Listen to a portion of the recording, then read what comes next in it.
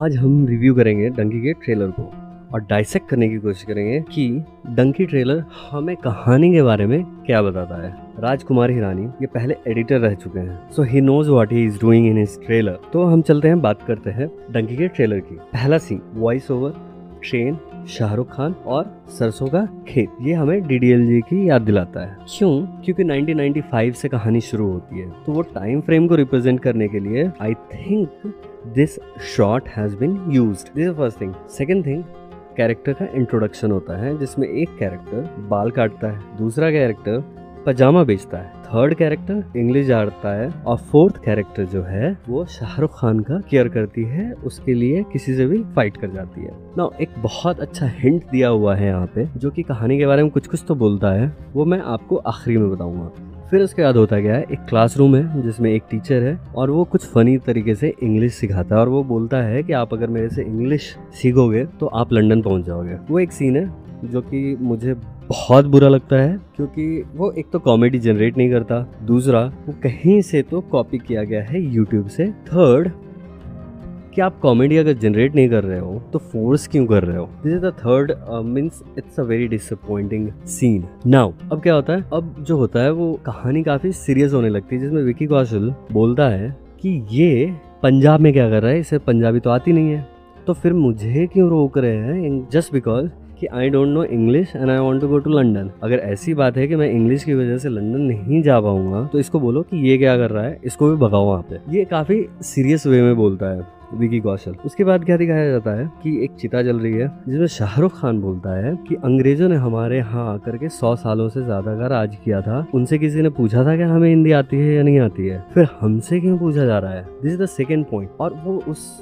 जो वो चिता जल रही होती है उस वहां पे भी कुछ हिंट छुपा हुआ है जो कि अगेन मैं आखिरी में बताऊंगा, तो आप बने रहो। Now the movie gets very serious in the terms of कि गन चल रहे हैं, ये लोग भाग रहे हैं, फिर वहाँ लंदन में फाइट हो रही है, शादी कर रहे हैं शाहरुख खान एंड तापसी पन्नू, वहां पे भी फाइट हो जाती है। और फिर लास्ट में ये दिखाया जाता है कि जो शाहरुख खान का जो कैरेक्टर है वो करंट टाइम फ्रेम में है और वो बूढ़ा हो गया है and he is running and वो फनी तरीके से शूट किया गया है। उसके बैकग्राउंड म्यूजिक को देखकर ऐसा लगता है। नाउ द हिंट, जब 4 कैरेक्टर का इंट्रोडक्शन होता है तो उसमें पहला कैरेक्टर को बोलते हैं ये कि एक को बाल काटना अच्छा लगता था, दूसरे को बोलते हैं कि पजामा बेचना अच्छा लगता था या पजामा बेचता था, थर्ड इंग्लिश झाड़ता था और फोर्थ मेरा बहुत टेक केयर करती है। 3 कैरेक्टर के लिए आपने था यूज किया है और फोर्थ कैरेक्टर के लिए आपने प्रेजेंट टेंस यूज कर दिया। मुझे ऐसा लगता है ये 3 कैरेक्टर तो जाते ही जाते हैं इस मूवी में और इसको मैं प्रूफ करने की कोशिश कर सकता हूँ। ये मेरा एजम्पशन है,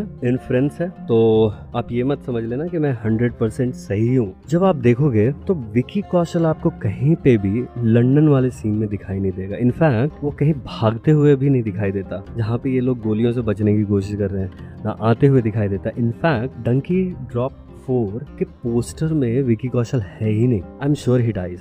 एक और चीज है, वो जो चिता जल रही होती है तो उसमें आप देखोगे जब शाहरुख खान बोलता है 100 साल अंग्रेज और हिंदी इन सब चीजों की बात करता है, तो उस शॉट में वुमन ईरानी जो कि टीचर है वो भी है, तापसी पन्नू है, शाहरुख खान है और इनके अदर फ्रेंड है, विकी कौशल है ही नहीं। वो चिता किसकी जल रही थी? विकी कौशल की?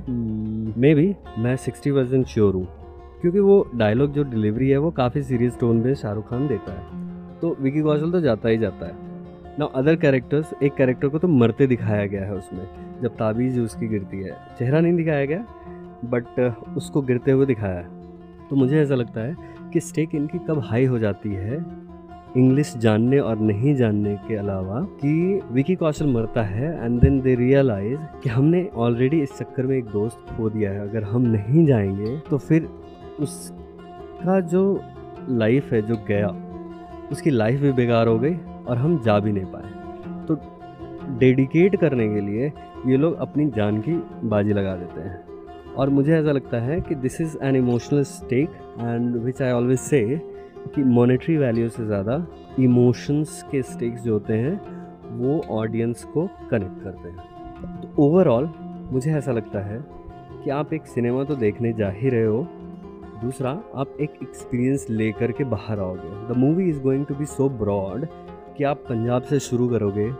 और लंदन में जाओगे और फिर लंदन से वापस आओगे and then you will see the change in every other characters. जिसको हम कैरेक्टर आर्क कहते हैं। तो आपको एक बहुत अच्छा एक्सपीरियंस होने वाला है।